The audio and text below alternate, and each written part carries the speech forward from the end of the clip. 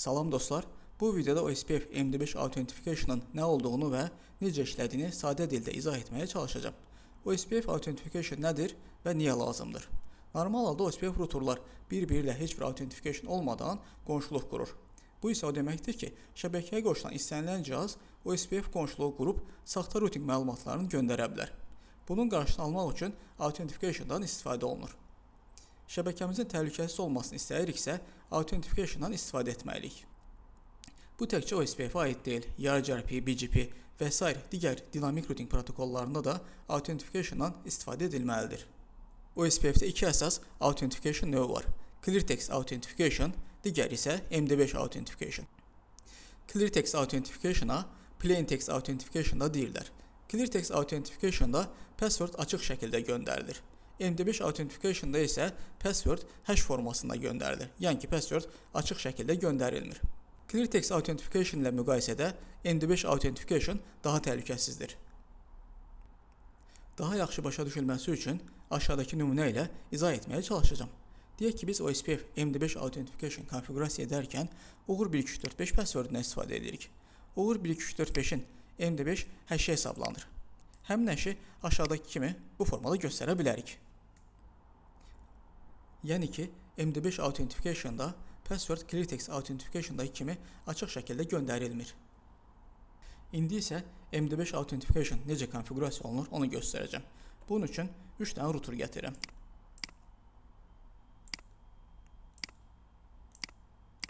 Ortaya bir dənə switch əlavə eləyək. 2 dənə də PC gətirək.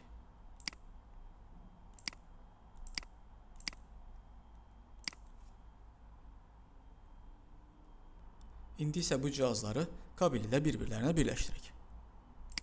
Klaviaturadan kontrol düyməsini basıb saxlamaqla bu kabel növünü seçirəm. Daha sonra cihazları bir-birlərinə birləşdirəm.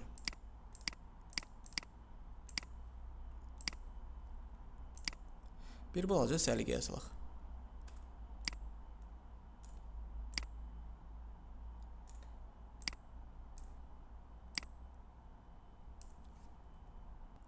Cihazlara verəcəyimiz IP adresləri qeyd edək.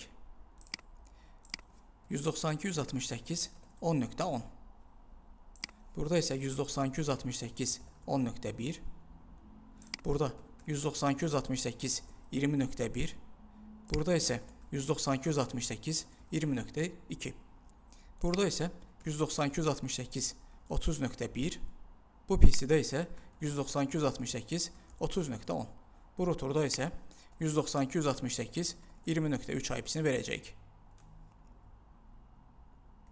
Təsəvvür eləyək ki, sol və sağ tərəfdəki routerlar şirkətimizə aid olan routerlardır.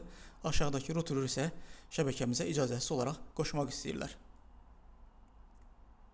Daha yaxşı başa düşülməsi üçün bura attacker qeyd eləyəcəm.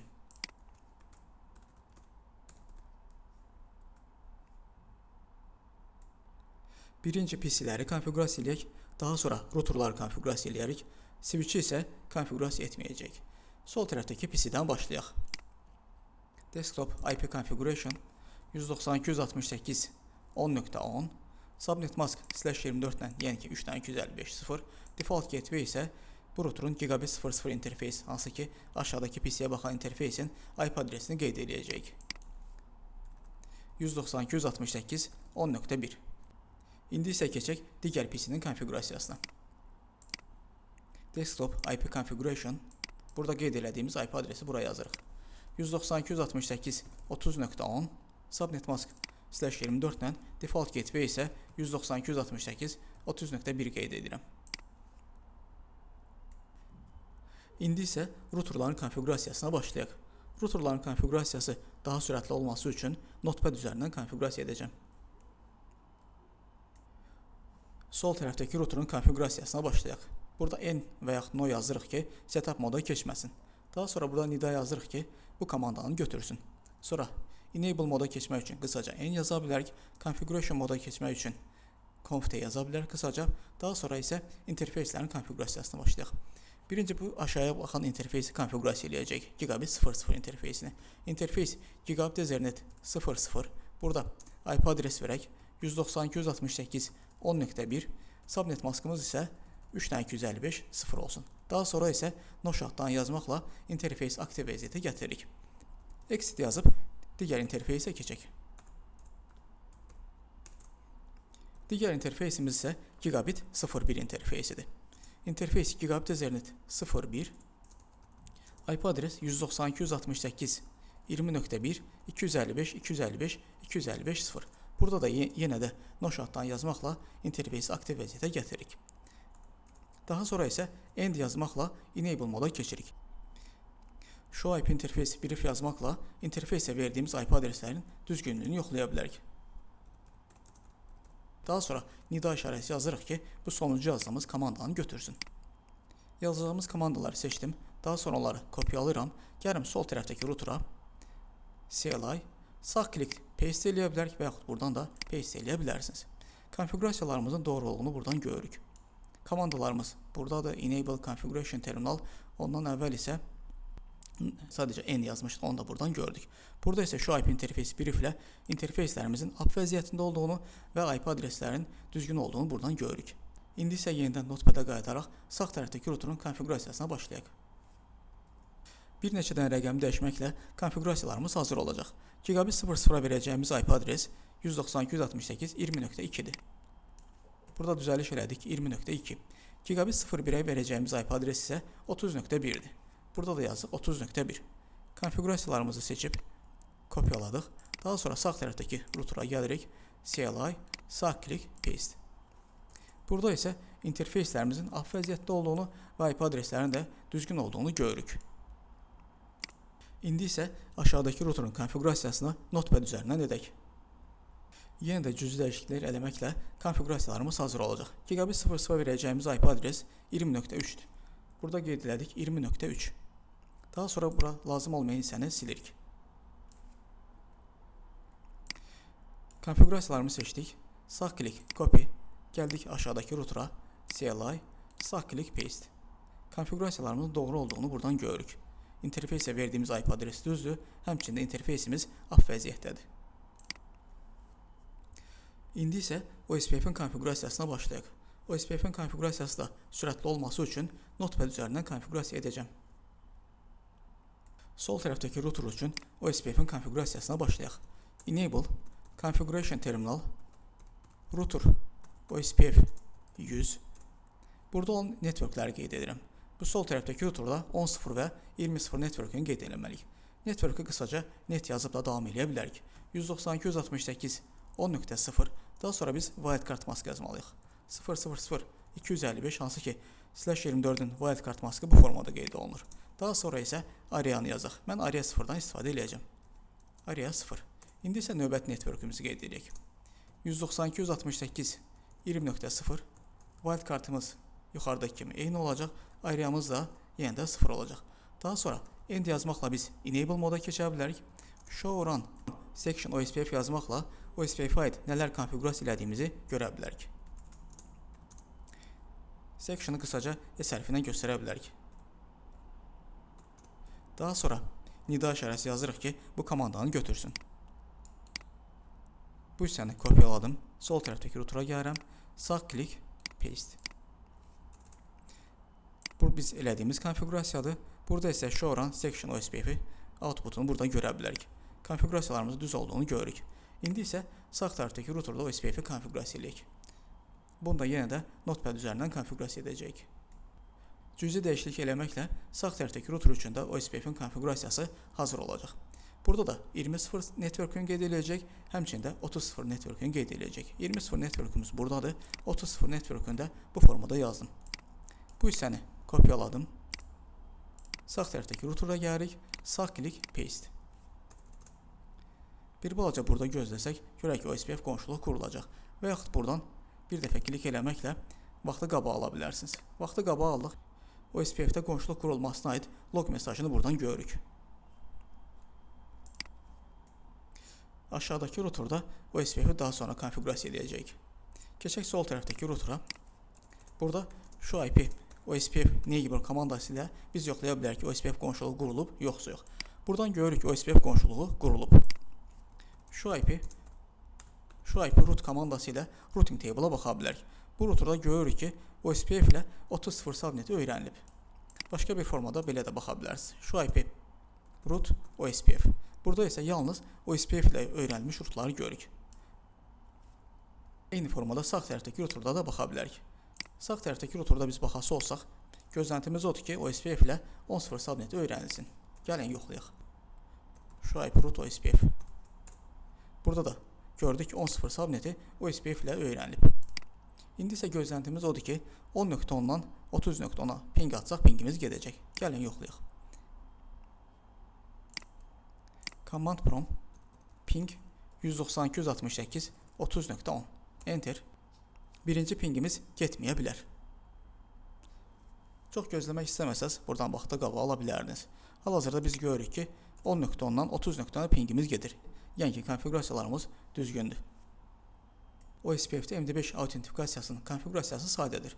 Bu komandalar ilə MD5 autentifikasiya konfigurasiya edə bilərik. Hansı interfeysdə MD5 autentifikasiyasını konfigurasiya etməliyiksə, həmin interfeysi qeyd edirik. Daha sonra IPOSPF Authentication Message Digest, daha sonra isə IPOSPF Message Digest 2.1 MD5 uğur 1.2.3.4.5. Burada Message Digest MD5 aktiv edir.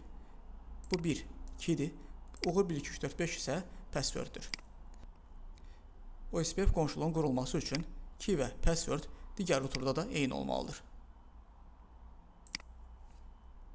Gigabit 01 interfeysində MD5 autentifikasiyasının konfigurasiyasına başlayaq. Burada interfeysdə düzəliş eləyək. Gigabit 01, digər konfigurasiyalarımız isə eyni olaraq qalır. Copy. Gəldik sol tərəfdəki router'a. Configuration terminal yazmaqla config moda keçirik. Daha sonra isə sağ klik paste. Konfigurasiyalarımız artıq hazırdır. Konfigurasiyanı bu formada siz yoxlaya bilərsiniz. Show run interface gigabit 01 altında yazdığımız konfigurasiyalara baxırıq. Burada görürük ki, OSPF-də MD5 autentikasiyanı konfigurasiya etmişik. İndi isə digər routerda konfigurasiya eləyək. Burada konfigurasiya eləyəcəyimiz interfeys gigabit 00 interfeysidir. Konfigurasiyamızda düzəliş eləyək. Gigabit 00 interfeysini yazdıq. Digər konfigurasiyalarımız eynidir. Kopyaladıq bu hissəni. Gəldik bura. Configuration terminal, sağ klik paste. Enter. Konfigurasiyanın doğru olduğunu buradan yoxlaya bilərsiniz. Show run. Enter. Gigabit 00 interfeysində konfigurasiya eləmişdik. Konfigurasiyalarımızın doğru olduğunu buradan görürük. Həmçində şu IP OSPF Neighbor komandası vasitəsilə də qonşuluğun up olmasını yoxlaya bilərik. Buradan da görürük ki, qonşuluq up vəziyyətdədir. Şəbəkəmizin düzgün işləməsini ping atıb yenidən yoxlaya bilərik. Yenə də 10.10-dan 30.10-a ping ataq. Pingimizin getdiyini görürük. Yəni ki, konfigurasiyalarımız düzdür. Başqa bir formada da yoxlaya bilərik. Show IP OSPF interface Gigabit Ethernet 01. Enter. Burada görürük ki, MD5 autentifikasiyası enable vəziyyətdədir. Sağ tərəfdəki routerda da yoxlasaq, eyni şeyi görərik. Şu IP OSPF interface Gigabit Ethernet 00. Enter. Burada da gördük. Sadəcə test məqsədi ilə digər interfeysdə bunu yoxlayacağım. Gigabit 01 interfeysində. Hansı ki, bu interfeysdə biz OSPF Authentication konfigurasiya etməmişik. Gəlin yoxlayaq.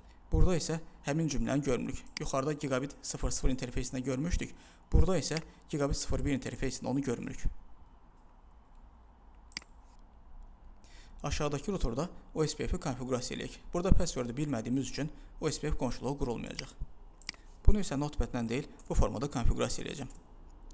Router OSPF 100 Network 192.168.20.0.0.0.255 Area 0. Enter. Vaxtı qabağa alaq. Vaxtı qabağa aldıq. End yazmaqla enable moda keçirik. Şu IP OSPF Neighbor komandası da yoxlayırıq ki, görürük qonşuluq qurulmayıb. Sol və sağ tərəfdəki routerlarda MD5 autentifikasiyası konfigurasiya olundu və passwordlər də eyni olduğu üçün OSPF qonşuluğu quruldu. Aşağıdakı routerda isə password yazılmadığı üçün OSPF qonşuluğu qurulmadı. Nəticədə icazəsiz OSPF qonşuluğun qurulmasının qarşısını almış olduq. Biz Gigabit 01 interfeysi ilə MD5 autentifikasiya konfigurasiya etdik. Bu həmin interfeyslə qurulmuş OSPF qonşuluğuna aiddir. Əgər biz bura başqa bir router gətirsək və bu iki router arasında OSPF qonşuluğu qurmuş olsaydıq, bu konfigurasiya ona aid olmayacaq idi. Digər interfeyslər ilə də OSPF qonşuluğu qurulubsa, təhlükəsizlik üçün həmin interfeyslərdə də autentifikasiya konfiqurasiya etməliyik. İstifadə etdiyim bəzi komandaları burada qeyd etmişəm. Show IP OSPF Neighbor. Bu komanda vasitəsilə yoxlaya bilərsiniz ki, OSPF qonşuluğu qurulub, yoxsa yox. Show IP OSPF interfeysin nömrəsini yazmaqla həmin interfeysdə OSPF hansı növ autentifikasiya konfiqurasiya etdiyimizi yoxlaya bilərik. Ən çox edilən səhvlər isə bunlardır. Password səhv yazılmış ola bilər, 2 ID-lər fərqli olmuş ola bilər, bir tərəfdə autentifikasiya konfiqurasiya edilməmiş ola bilər. OSPF-də MD5 autentifikasiyası konfiqurasiya etməklə routing təhlükəsizliyi artırılır, saxta rootların qarşısı alınır, real şəbəkələrdə isə mütləq istifadə olunmalıdır. Bu videoda MD5 autentikasiyanı necə konfiqurasiya etməli olduğumuzu gördük. Əgər video faydalı oldusa, videonu like etməyi, kanalımıza abunə olmağı və şərh yazmağı unutmayın.